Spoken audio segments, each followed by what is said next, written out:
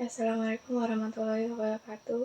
Di sini saya Vera Widianti dengan NIM 401200209 dari kelas Ekonomi Syariah K. Di sini saya akan menjelaskan sedikit tentang pengaruh gaya kepemimpinan, pelatihan kerja, dan kompensasi terhadap kinerja karyawan di kantor cabang Gunung Harta Ponorogo. Pembahasan yang akan kita bahas hari ini adalah latar belakang, rumusan masalah, tujuan penelitian, manfaat penelitian, landasan teori, dan juga metode penelitian. Yang pertama adalah latar belakang. PT Gunung Harta Transport Solution adalah perusahaan jasa transportasi. PT Gunung Harta menyediakan layanan antara lain bus antar provinsi jarak jauh atau biasa disebut dengan AKDP dan menyediakan beberapa unit bus wisata. Perusahaan ini pertama kali didirikan pada tahun 1993 oleh Iwayan Sutika dari tahun 2016 sampai dengan tahun 2020. Tentunya dari berbagai sudut pandang, banyak jenis permasalahan yang tentunya menarik untuk dikaji dan biasanya banyak ditemukan di perusahaan atau institusi lain, termasuk yang berkaitan dengan masalah gaya dalam manajemen pelatihan kerja dan kompensasi karyawan.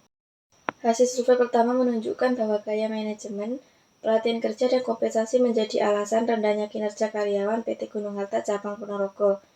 Dari hasil penelitian menunjukkan bahwa gaya kepemimpinan, pelatihan profesional, dan kompensasi berpengaruh signifikan terhadap kinerja. Kinerja seorang pegawai dipengaruhi beberapa faktor seperti motivasi, kondisi lingkungan kerja, hubungan dengan rekan kerja, keterampilan, dan pengalaman sebelumnya.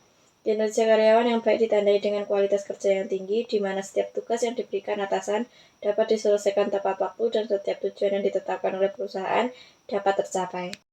Untuk selanjutnya yang saya akan bahas di sini ada variabel X1-nya yaitu gaya kepemimpinan, X2 pelatihan di tempat kerja, dan yang ketiga X3-nya adalah kompensasi. Gaya kepemimpinan ini secara otomatis menimbulkan motivasi kerja bagi bawahannya. Pelatihan kerja itu merupakan keharusan dan harus diselenggarakan oleh perusahaan untuk meningkatkan keterampilan dan pengetahuan secara sistematis, sehingga karyawan dapat mencapai produktivitas maksimum dalam melaksanakan tugas tertentu.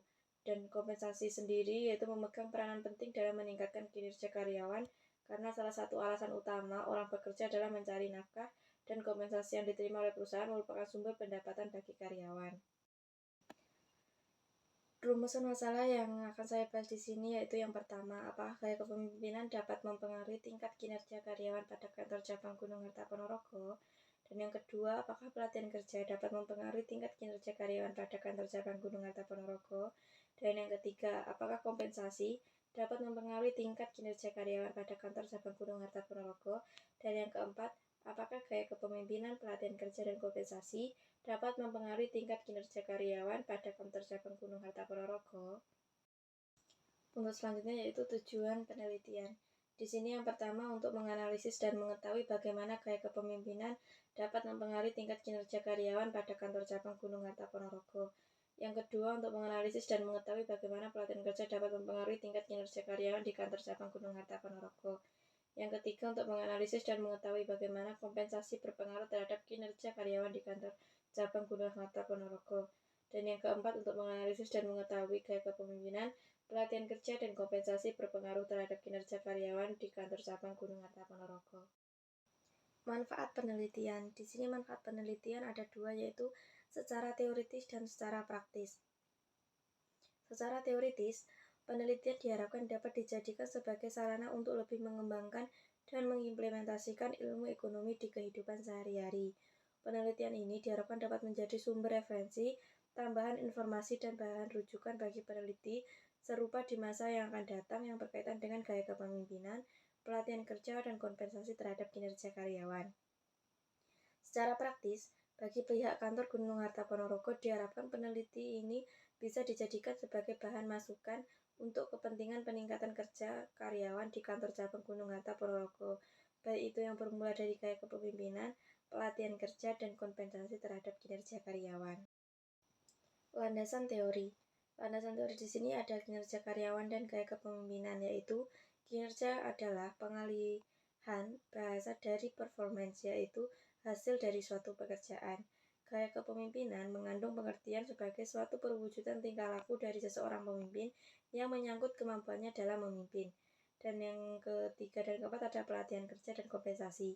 Pelatihan kerja adalah proses pembelajaran yang lebih menekankan praktek daripada teori yang dilakukan seseorang atau kelompok dengan menggunakan pendekatan berbagai pembelajaran dan bertujuan meningkatkan kemampuan dalam satu atau beberapa jenis keterampilan tertentu.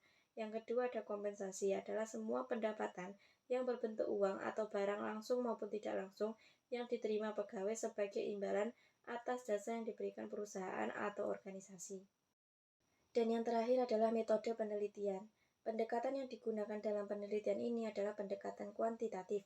Menurut Sugiono, metode kuantitatif adalah metode penelitian yang berlandaskan pada filsafat positifme. Digunakan untuk meneliti pada populasi atau sampel tertentu. Pengumpulan data menggunakan instrumen penelitian. Analisis data bersifat kuantitatif atau statistik dengan tujuan untuk menguji hipotesis yang telah ditetapkan. Dalam penelitian ini, yang diperlukan adalah jumlah karyawan, sikap karyawan, jumlah besaran produktivitas per bulan atau per tahun yang nantinya akan disatukan dengan hasil observasi langsung, hasil wawancara, dan juga dokumentasi perusahaan untuk lebih mempermudah penulisan penelitian.